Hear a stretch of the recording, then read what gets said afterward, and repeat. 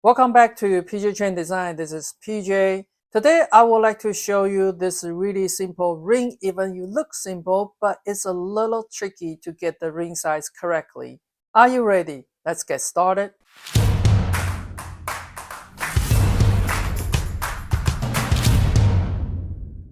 So I'm gonna state the most difficult part for this ring is not actually the twisting, it's actually to fitting into the ring shank. As you can see from my front view, I kind of moved this already, but it's try to fitting into this ring shank is the goal.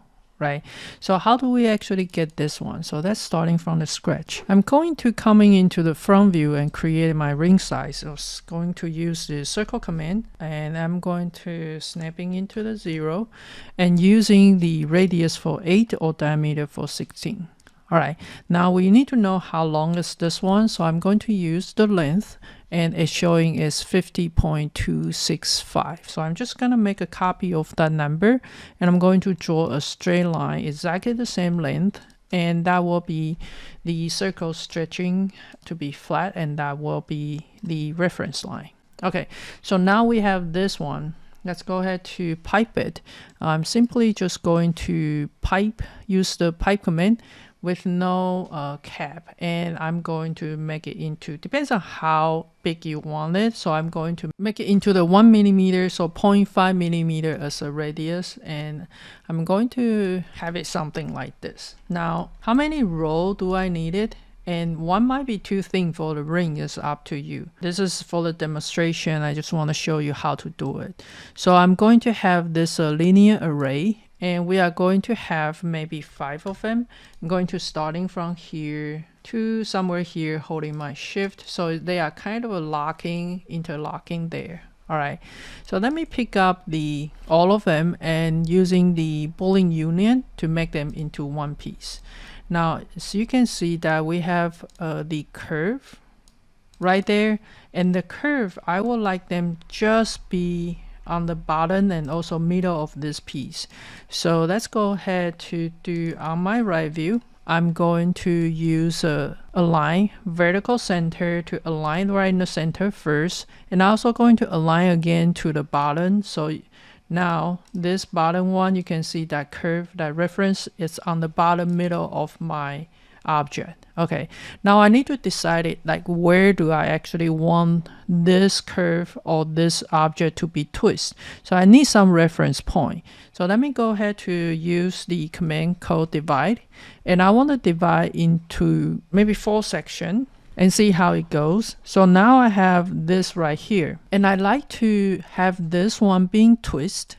And I forgot one thing, this actually need to be aligned right in the horizontal, otherwise when you try to twist it won't be correct. So let's align one more time. We can move it back later.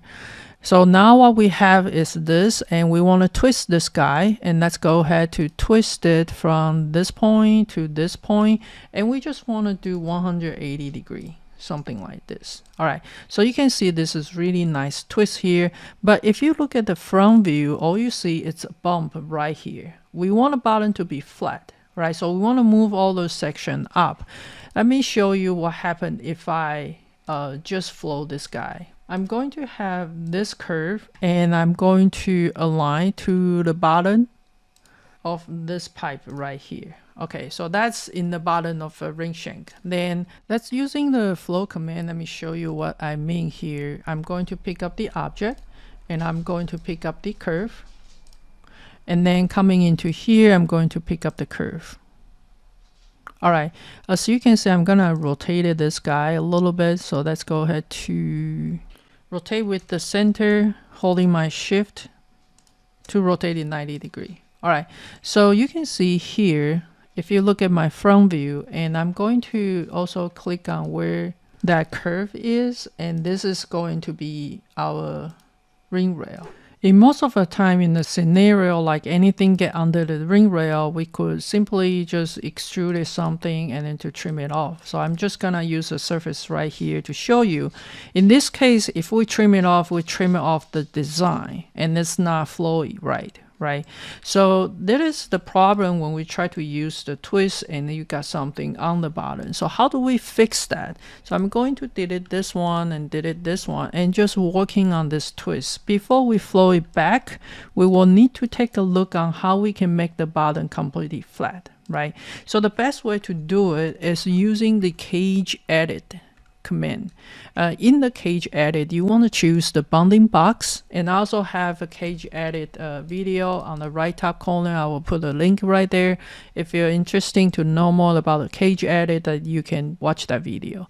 Now right here on the bottom, we have a choice for XYZ and degree for XYZ. We want to keep it degree for 3 no matter what. XYZ, right here, what we need to change the most is more control is X because it's much longer, right? So I'm going to set it up for 10 point. Y, I'm going to keep it the same. Z, I'm going to keep it the same. So then we have something like this. All right, so right here at the bottom of this, actually I want to move them up right there. Okay, as you can see now I have this bottom. It's more flat. Ideally we want everything flat to the bottom as possible, right? So I'm going to select all of them again and moving it up one more time to make sure the bottom is flat.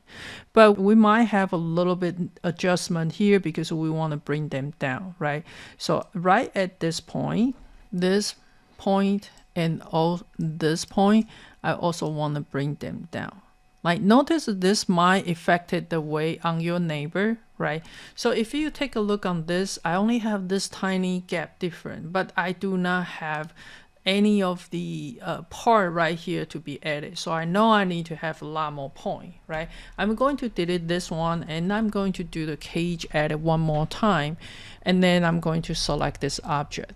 Now again, bounding box align to the wall, and then I need a lot more points. So on the X count, I may want to bump it up for 16, and then I will get a lot more point right there. Now I have those two and those two, and I can move it down just a little bit to make it as close as possible. All right, so now we have it flat or close to flat, and we can delete our original box. All right, so now we have this. Let's flow it back one more time to see the differences. So we're gonna use the flow command, and we want to flow this object and one of the point right here and the other points anywhere on the circle. Right.